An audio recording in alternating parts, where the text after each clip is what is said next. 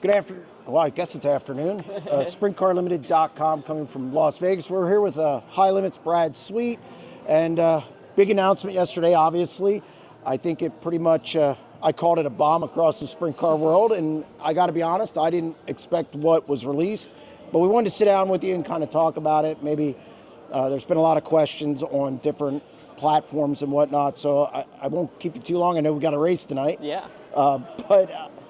So there's been a lot of pressure on you guys, High Limit, Even Flow Racing, your staff, to come up with a charter, now franchise. I want to use that word a lot, franchise. There's been a lot of pressure on you to come up with this. It's been a year, there's been a lot of talk about it in the industry. What's that process been like from a timeline standpoint and getting this done to be able to announce it this weekend? Yeah, I mean, I think it started, years ago, a few years ago when we talked about starting the national tours, that we wanted to do something different.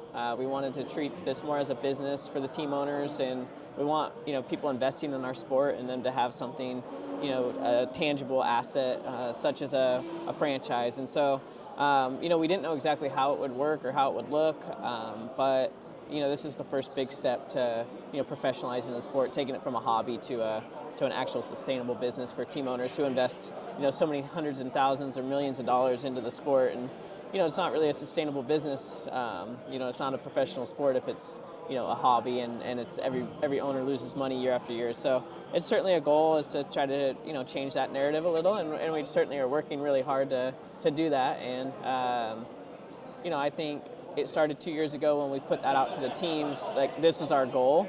And then as we got closer, we basically weren't sure exactly what that was going to entail. And, with the success of our first year and seeing our viewership and seeing our sponsorship and seeing the tickets sold, we were able to put together a very lucrative package that outlines the next, 4 seasons for these owners. And it's really neat to be able to look into the future and create something that is going to benefit so many different teams. What was the timeline on this, in that when did you finalize it, and when did you really see this form, and how long did that kind of take? Yeah, I mean, it's just been a work in progress for a long time. You got to really break down, where the sport is monetary-wise and see why the teams aren't, as profitable as they need to be. And, once you kind of get those figures and see, what are the available monies out there, and, you don't really want to change, the entire sport. There's a lot of great things about sprint car racing, the purse money, the big events, things like that. And so we felt like seeing where the money was at, kind of going over some of the numbers with some team owners on what they actually spend, this is a big step in the right direction. It was kind of like putting it on paper saying, okay, can we get these teams the type of money that they actually need to be meaningful? And I think we were able to kind of look at it and put something that's very meaningful for the teams out there. You could have leveraged this, say released it in December, and could have leveraged this to get outlaw teams over here.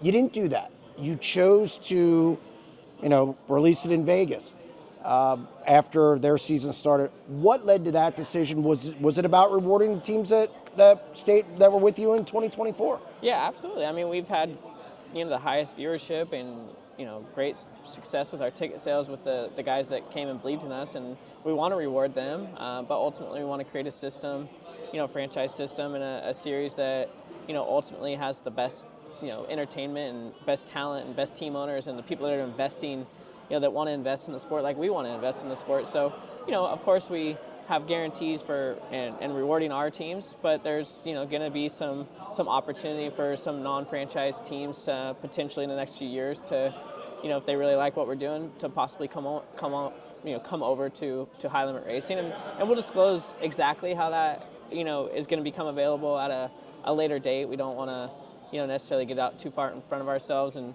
we really want this to be about the 10 teams, and High Limit teams that supported us in these first couple of years when we didn't have the numbers out in front of them.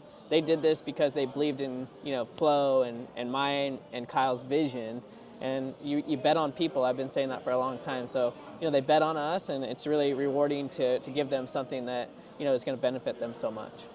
Okay, now some of the particulars, I understand them, but a lot of people don't. And so you have the 4 million, 4.3 million, 4.6, and 5 in each of the next 4 years. Okay, and then you have the 2.6 million for the first year. You have a $1.4 million gap. Okay, I think people don't understand what's that extra 1.4 million for. Yeah, it's basically it's pools of money that are going to be for incentives for performance based, and then it's also pools of money for non-franchise teams to compete for, because we don't want to put a wall up at 10 and say nobody can compete in our series. So we'll disclose exactly how that's going to look, but you can see there's a large pool of money that's going to still be distributed on top of what the guarantees are, and the franchises will have opportunities to make more than what they are guaranteed, and non-franchise teams will certainly have opportunities to race for very lucrative money. So you have 2024 and 2025. That's how your 2026 is divvied up. Is it the same where for 2027 it's 2025 and 2026? It's a 2-year revolving door. So you add up your 2 years, divide it by 2, and then as the next year happens, you're eliminating that year. You'll add up those 2 years, divide it by 2, and it's just continuing to do that way. So your franchise won't move as quick as if you just have a really bad year, and so it allows the owners to maybe plan into the future a little bit more. They'll be able to make budgets off of where they know they're going to have the money coming in, based off their franchise position, and hopefully that stuff won't change too dramatically too quick. That's why we chose the 2-year revolving points finish, because if 1 year you have an off year, you're going to lose substantial money, and that's not really great, for a franchise system. So a new team comes in. All right, do they have to wait the 2 years to get the franchise, or say they don't buy one, which we'll get to in a minute, but they come in, let's say I own a team, I'm coming in next year, I basically have to have a 2-year performance deal to get it, possibly earn a franchise in, say, 2028. Yeah, I certainly we have it outlined, and we're going to disclose it when we feel like the time's right. But there will be that opportunity to get the franchise, to earn the franchise, based off performance, and we'll disclose exactly how that's going to happen. But everything's going to be moving in a 2-year window, and so once we disclose that, and the money that's going to be available for those franchise teams, we feel like then they'll be able to make decisions based off what's best for their teams. Okay, I'm David Gravel. I wish I was David Gravel. He has more money than I do. But David Gravel, hey, you know what? I'm going to buy a franchise. I'm going to say a team that earned a franchise this year, I'm going to purchase it for them. So now I have a franchise. How does that work? What points do they get? Do they get whatever that franchise accumulated? You would be buying the history of that franchise. Yep. So there's value that you're building. Now these teams are building their value with what franchise they have based off their performance, and you're going to be able to sell that to the next guy if you decide, hey, I'm out. I don't really want to do this anymore. The next guy could buy that, and the valuation will be somewhat off supply and demand, and somewhat off of what guarantee that franchise is going to have for the next few years. So, it's added value for sure for the team owners, and I certainly think that there will be some buying and selling of these things, especially as we grow the sport and grow the values of these things. Well, and an incoming team could just offer an exorbitant amount of money because they see the potential down the road. Now, one of the pitfalls, maybe, we don't know yet, would be, okay, I'm in it since the beginning, and now somebody else just comes in and buys one. Some people would look at that as, hey, I paid my dues more, yet they can just, because they have a lot of money, come in and buy one.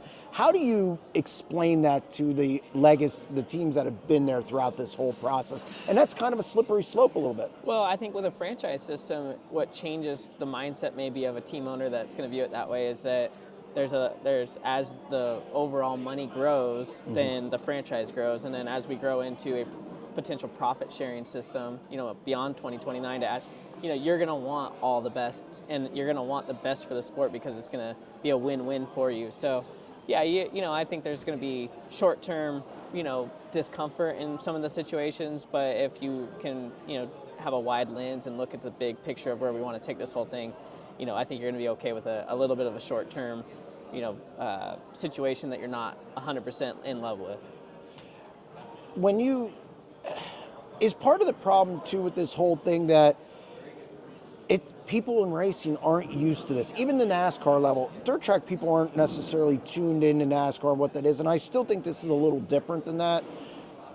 Is that kind of one of the pitfalls, just getting people to accept something so new that maybe they're not used to? I think with any change in the sport, this is changing status quo of sprint car racing and dirt track racing, and that's the goal. We do want to change it. We want to change the perception of dirt track racing. We want the sport to grow, and we want the team owners to run a sustainable business. We want the tracks to sell more tickets. We want the sport to be bigger, so it's worth everybody's time and effort and risk that they're taking. We want the drivers to make more money. We want the fans to be entertained more with better talent, more efficient shows, more exciting shows. We don't want to oversaturate markets. We want this thing to grow and the ecosystem to work for all. And honestly, this shouldn't be too crazy, but I get why. I think it's a misunderstanding of a lot of the things, but it's just a different way to think about building the business, and we're trying to build a foundation for our business that works well for everybody, and that there's transparency, and that you don't run into issues where you're constantly fighting about where the money's going and who's getting what. This is just going to allow the teams in the series to grow together, which ultimately we think everybody's investing into it, everybody should get rewarded from it, and I think you'll see that over the long term this will be a more successful system. Hitting on the fan thing, I saw actually a comment on my 90 at 9 today. I don't like sprint car racing getting this much money. It's kind of weird to me. I don't understand. I mean, because these teams don't go up and down the road on water. So when you hear stuff like that, I mean, what can you say about it?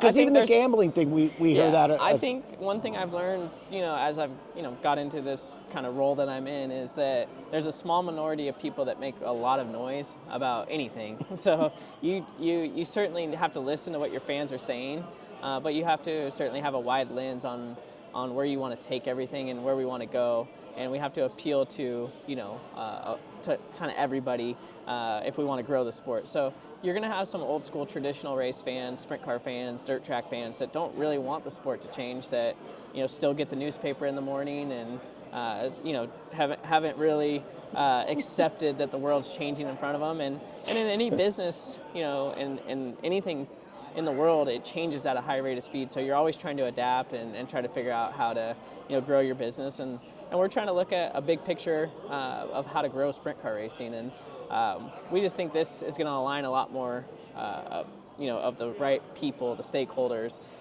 so that we can grow together. So let's say World of Outlaws guys comes over. I've said this morning that I don't know how they don't look at it. I don't know how you don't at this point. You run less races and you pay more. I mean, that's just common sense. But you have some smaller teams with you at this point, and those bigger teams come over. Maybe there's more established teams. How do you guard against just this being World of Outlaws 2.0 with more money? Yeah, I mean, I think for one, you're rewarding the teams that are signed up with us, and for two, I can't really speak on how they are gonna view high limit racing or our franchise system versus the system that they're in and the history of the World of Outlaws, which seems to be a really big deal for a lot of those guys. And I think what we're trying to do is just create a really great product, and we're focused on us. So if good teams want to come over, I don't think it's a bad thing for the sport. I don't think it's a bad thing for high limit racing. If little teams get bigger sponsors and figure out ways to step up and earn a franchise, I think that's great, because then they're able to go to the next level with the money that's out there. So it's all performance based, so it's people trying to come together and earn stuff, and they don't have to buy their way in, and I kind of feel like we put it out there so that the opportunity is for a lot of different people, and it just depends on how they look at it, and if they believe in what we're doing, or if they're happy where they're at. I think we're perfectly comfortable moving forward either way, and we have a great group. We have a highly entertainment series. We have Flow Racing, who's done a great job on content, storytelling, being diversified, positioning themselves to have major audiences for us to showcase our talents in front of them. So I think we're just in a great spot. We have great sponsors. Everything seems to be good, whether we gain drivers or not, don't gain drivers. So you have 10 charters first 2 years, then it goes to 15 and 15. Is there room for growth past that 15? Because look, in everything we know, it's always been we don't want more than 10 to 15 guys. The Outlaws have said that for years. That mean 15, and that was even a little, So is there room for more than 15 as this grows, or do you see the potential to grow past that? Well, I think the reason you kind of have that discussion is the resources start to get thinned out at a certain point. So, that's your, making sure that when you have resources that they're not so diluted that, the bottom teams aren't a part of the actual system and benefiting them. And so that's why, right now, we know we can really lift 10 teams up, and then, there's potential that obviously without diluting it too much, we were able to kind of show what another 5 would look like. And you see what's going on in this world with streaming and media rights and stuff right now. We don't know what's going to come up in the next few years. NASCAR, for instance, is a $1.1 billion media rights deal for NASCAR. And you see, all these major media rights deals happening.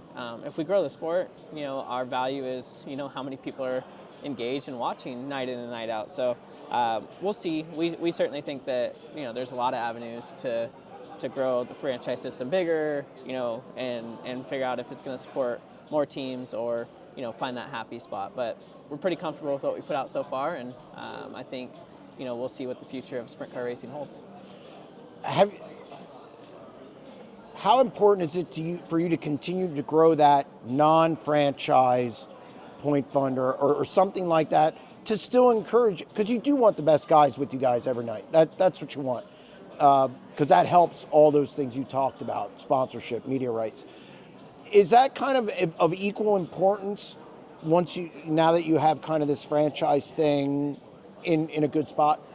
Yeah, I mean, we certainly don't want the perception of this is to be like, hey, we put walls up and like these 10 guys are just going to get rewarded. It's open, so we're always going to be trying to find ways to support teams that want to run as non-franchise teams in our series. We view them as just as important, and anybody that's making an investment into sprint car racing is very important, especially these team owners that spend, like I said, hundreds of thousands of dollars or millions of dollars a year to keep these cars going up and down the road. These drivers that are out there, taking these risks night in and night out, it's not the most safest profession you could ever have. So, we want to reward drivers and the risk and their families, for the sacrifice they're all making. So, I think we want to make sure that the series, has a place for everybody that is going to come and support it at a, whether it's at a part-time or a full-time basis. So we're certainly looking at all that, and I think when we announce kind of the next phase of how this all works, I think you'll see that pretty clearly. Is everything laid out? Because I know some of the comments were, oh, they're being vague because they don't know. Is it just a case of you have it all laid out, you don't want to blow your load all right away? I mean, let's face it, when you go to the casino, you don't want to put everything on black right away. Is this is all laid out and already kind of firm? Yeah, we have our system in place. Our the planning and execution of how we're laying it out is just like you said, it's laid out. We have exactly what the non-franchise teams are going to race for. That's why you see those numbers, that delta right. difference, is because we'll be able to show that. But we didn't really want this announcement to be more about non-franchise teams or potential teams. We wanted this announcement to be about our teams that supported us from the word go and what their reward is and what their guarantee is, because they're the ones that are going to have guaranteed franchises, permanent franchises, and they know in the next 4 years this is the money, that they can look at that and start budgeting and start thinking about, that they made the right choice, and that's really why we didn't get too into the weeds of, what about this and what about that. I think we want to lift our teams up right now, talk about, where High Limit Racing's at, where we're going to go, and then we'll disclose, the other details at a later date. 2022, when you guys started High Limit, did you ever imagine it would turn into this? I mean, because you always want to, when you own a business, as I found out, you want to have a 5-year plan, at minimum, 3 to 5. Was this kind of when you started this? Because if I'm not mistaken, and you don't have to answer, you went to the Outlaws, you were going to run your midweek series within their series, and then of course that changed when I think sometimes you get labeled as you took on the Outlaws, and that wasn't quite how it happened. Yeah, that's a good question. I don't, the past is the past, but I never actually thought I would be challenging the World of Outlaws or, running the national touring series. Just the midweek thing was very intriguing when, kind of Flo and Kyle came to me with it. I thought it was going to be really great for the race teams to have extra midweek races especially with those bigger purses, and really felt like the Outlaws would want that for the teams and the drivers. So, obviously I was surprised when they didn't want to work with us at all, because I kind of thought if they just let us race those, then they could kind of control somewhat of the scheduling and the growth of the series. But they didn't work with us, and it really opened my eyes that it was more about them, and they didn't really care about the drivers and the teams as much as I thought they should, and thought, well, this is our chance then to take this to the next level and see what we can do for the teams and the drivers, and this is our version of it. And I'm not really worried about the past now, but I didn't envision it by any means, and just been really impressed with Flo and how Mark Floriani runs his business, and they're so passionate there, and how good they are at creating content, storytelling, and how he diversified his business so well with all the different sports they cover, and even just Flo Racing, how diversified that is. And it really is eye-opening to see the potential for sprint car racing when you look at the viewership night in and night out, and all that type of stuff. So yeah, just kind of like basically one thing led to another, and definitely I've always loved sprint car racing and been passionate about how to grow it, and always had my ideas, and it's just kind of now I've been able to take all my knowledge, all my experiences and expertise and network, and kind of put my spin on what I think it should look like. And with Flo and Kyle, obviously, and a lot of great people around me and a great staff, I kind of think we're in a really great place to really execute at a high level, and I think the future is really bright for High Limit. How'd you keep this quiet? Nothing stays quiet, and I've learned that nothing stays. And I usually get a good indication of this one I had no idea. I knew you were going to do something, but I didn't think it would be to this level. How'd you keep it quiet?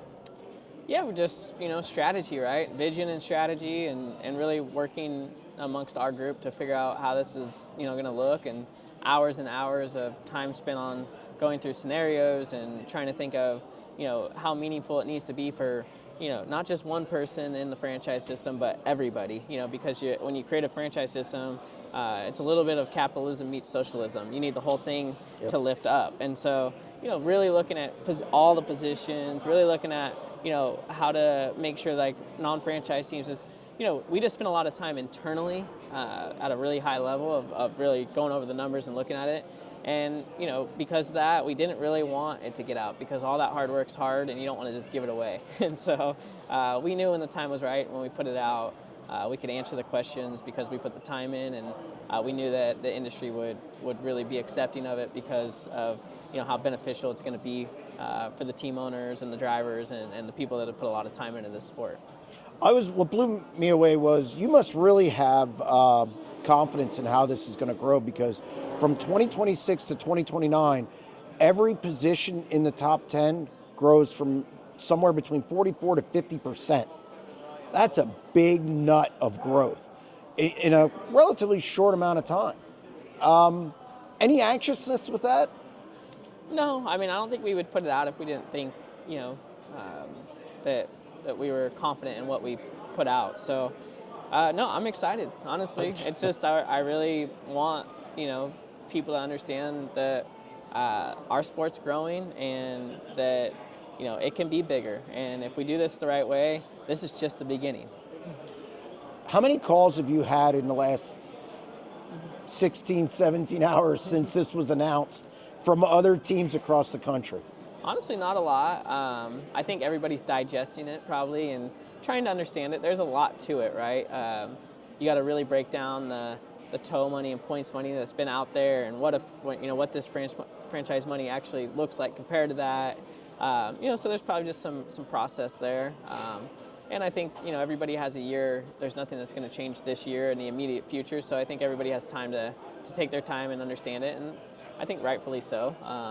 So yeah, we'll see. I'm sure there's going to be many conversations and many teams looking at, what their future plans are going to be. But right now we have 14 great teams on High Limit Racing. We have a charter battle, or charter franchise. Yeah, it's hard to get used to. We've heard franchise charter. battle. Now that Roth didn't show up, essentially they've given up their franchise back to High Limit. So we're going to issue 6 this year, which would be cool. So you got 6 new teams going to get them.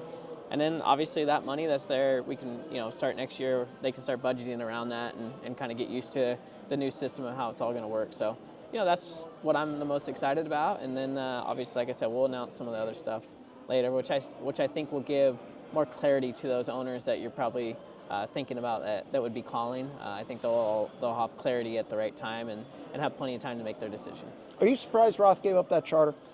I'm not, because I've had many conversations with Todd Ventura and Andy Graves with TRD, and I think because we weren't able to, fully give them the big picture in enough time, that they had committed to just one team, and that's, financially and personnel reasons. It's hard to commit to 2 teams, and I don't think it's because they didn't believe that the franchise system was good. I think they just were in a spot to have with Buddy and the team that they have, and to run that team on the World of Outlaws, and with James retiring and Brent needing to go do some work with Todd Ventura. I think there's a lot of internal things is why it happened. When I did disclose to them that the franchise system looked pretty good, and we were able to sit down and a little beforehand, I know they did explore doing it and just ultimately just didn't think they could do it at the level they needed to do it. And when I did explain that there is a path, in the future for them to come back and get a franchise, I think they were confident enough that if they felt strongly enough, they could do that at a later date. How much of or is there a relief now that we're moving forward? I mean, this was the big thing, Mark, against how are they going to come out and do this? It isn't going to work. So all the detraction toward this system, now it's out. People, I think, are blown away. And is it a relief that this is all out and now you can just kind of move forward past this big kind of gorilla on your shoulders? Yeah, it's been a stressful thing, because when you say you're going to do something and you think outside the box and you're coming out with something new, you get a lot of doubters. So, a lot of people think that we can't do this, and it's not going to be successful, and they're only going to make it one year like all the other challengers. And I just think it's a total different time and a total different place that we're in, and where the business is at. And it's honestly really rewarding, and I hope that maybe some people that didn't understand what we were trying to accomplish can kind of maybe see that vision now, and then understand that we're just trying to grow sprint car racing. We love sprint car racing, and we're doing big things in a short amount of time, and I really believe it's just the beginning. So I would say, weight's lifted off my shoulders, and really rewarding for me to see the team owners so happy once we're able to kind of share that information with them, because they believed in us without that information. So to actually get to a place where you're able to reward them for that belief is pretty cool. Last couple things. How long do you continue to drive? I mean, you're in your 30s still, I believe. Well, you're 30, 39. 39? Yeah. How long do you do this where you just go into that management role where you're devoting like every minute of your time to the behind the scenes of High Limit? Because I had somebody who thought that your announcement yesterday was that you're retiring. So so I have to ask, how long do you have a timetable even on that? Well, did you just see that franchise system that just came out? I might be racing for a lot longer now. Man, I wish I was a few years younger when all this money was coming onto the table. But I don't know. 1 year at a time. I always want to do what's best for High Limit, whether that's me being in the series driving, or if it gets to a place where that's worse for High Limit, then maybe I would look at that. But I still feel like I got high performing years in front of me, and obviously we great team at Casey Kane Racing and great sponsors, and everything's still in place. So it's kind of hard to envision walking away at any time, maybe in the next year or two. But you just never know.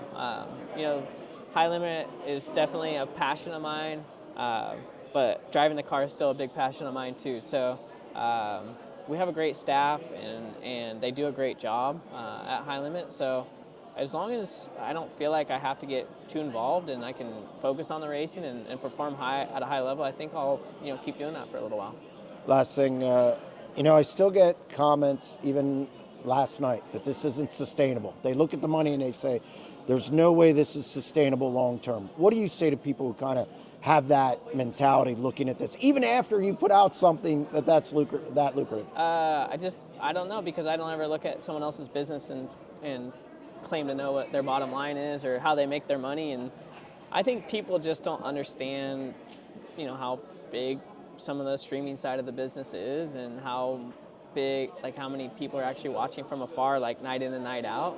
And then, because of that, sponsorships growing, across the board, and obviously because of that, more tickets are being sold across the board. So if you keep growing that, there's just everything happens at the same time. So they don't know what our bottom line looks like. They don't know what our deal is with Flow. They don't know what our deal is with our ticket sales. It's just there's always going to be people that are going to be second guessing your business, and that's fine. I mean, I don't need to really say anything, because we'll just go out and perform at a high level night in and night out, and I think the results will speak for themselves. What's next for High Limit? What's the next thing that you guys are working on, without obviously giving up too many details? Because obviously you guys had the vision of franchising. You've accomplished that in a relatively short time. What's next that maybe people don't know that you can tell them of where this is going?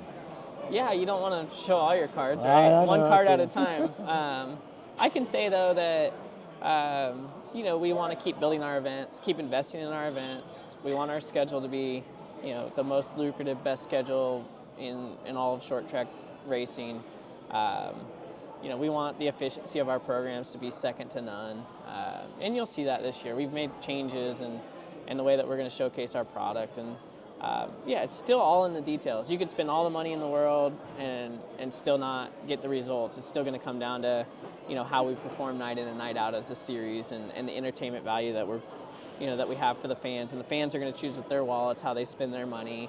And we want our fan experience and our fan engagement to be second to none, which we believe it already is. But we're only going to keep pushing further and further in those areas. And I think if we just keep staying true to ourselves and our vision, there's no reason that we just can't keep growing and become the clear leader of the industry in the next 3 to 4 years. Well, Brad, you called it a first step yesterday. I think it was a big one and a good one. So again, thank you for taking time out to sit down with me and kind of clear some things up and talk to fans. So again, I appreciate it, and we'll see you at the track later. Yeah, thanks for coming out and covering us. Appreciate it, and thanks to all the fans. Love us or hate us, we appreciate you always coming out and booing or cheering us on. Good deal.